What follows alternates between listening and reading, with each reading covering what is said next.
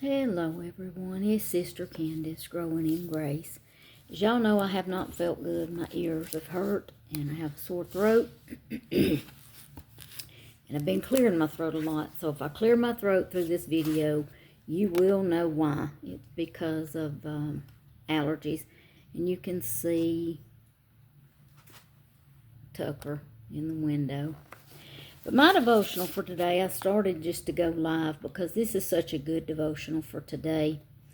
But with me not feeling good, decided I'd just do a video on it.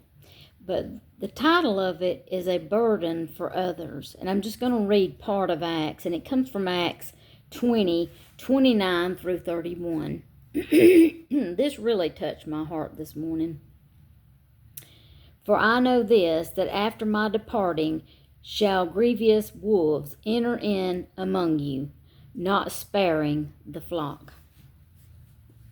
Anyone who is involved with ministering to or caring for, teaching, reaching others has days when I feel like what we are doing simply isn't making a difference.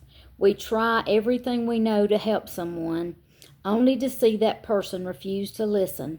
We invest in someone's life, only to see that person stray from God looking for greener pastures.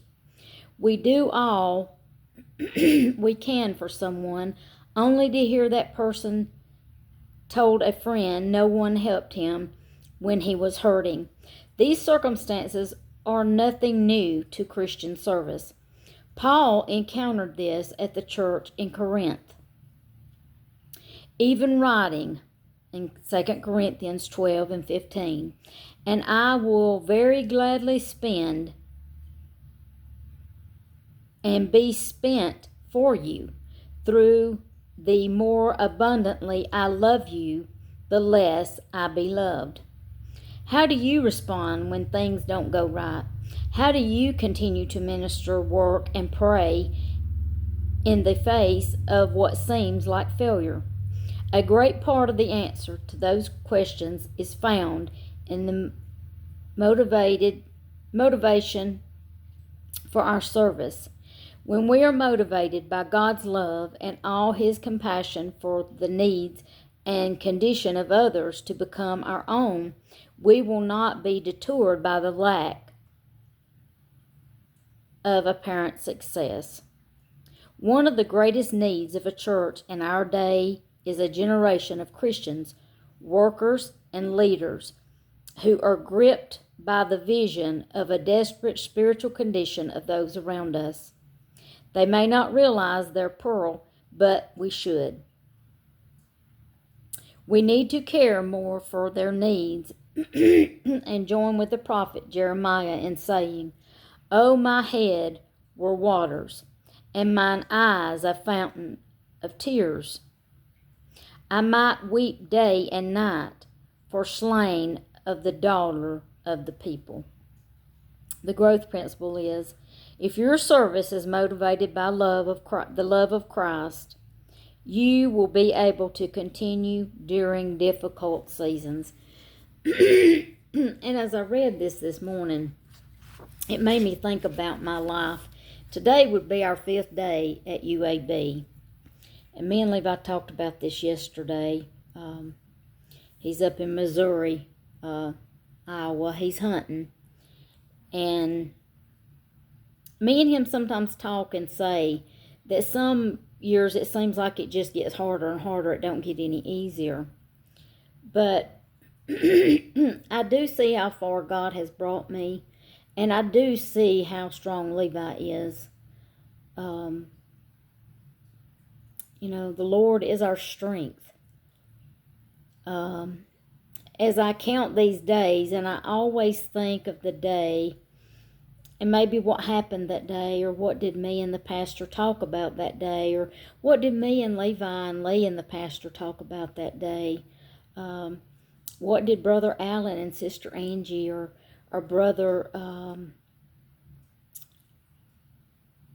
Don and Sister Denise Brother Cliff and Sister Debbie, Sister Carolyn and Brother Jerry. What did we talk about those days? When one of his really good friends from work, Mark Corley, came to visit. And I told him, well, before you go in, just know it's not the Philip that you worked with. He's very sick and he don't look like himself. And I'll never forget when Mark Corley walked in the room, he went all to pieces. But when he came, the pastor had already went unconscious. But I believe that the pastor heard him, because the last thing to go is their hearing. And we could see him move his eyes. Even though his eyes were closed, we could see him moving when Mark Corley was talking to him, telling him how much he meant to him and how much he loved him. And they'd worked together for many, many years. And it's just those things that you think about. And you look back and you say, wow, look how far God has brought us. His last message he preached before he went into the hospital. I fought a good fight. Getting to drink his first icy because, they wouldn't let him have anything for the longest because of swallowing. And then when he got to eat eggs for the first time, and he walked for the first time after he got the ECMO machine, and the smile that would come on his face when we'd say the church is praying for you, and there's thousands around the world praying for you. It would bring a smile to his face. But I know this, how I cling to the Lord now. I know the pastor was clinging to the Lord then, because you could see it in his actions, even though he could not talk to us, because he had a trach. You could see the love for his family, for his church, and for me, and his kids.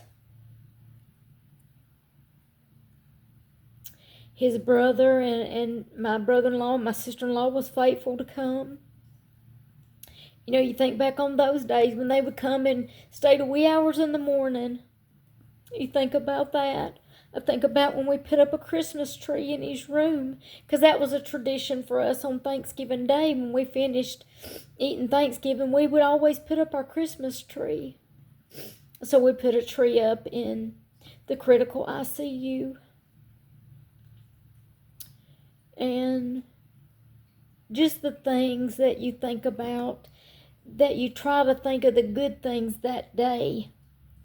We got to spend 32 days with him before God called him home.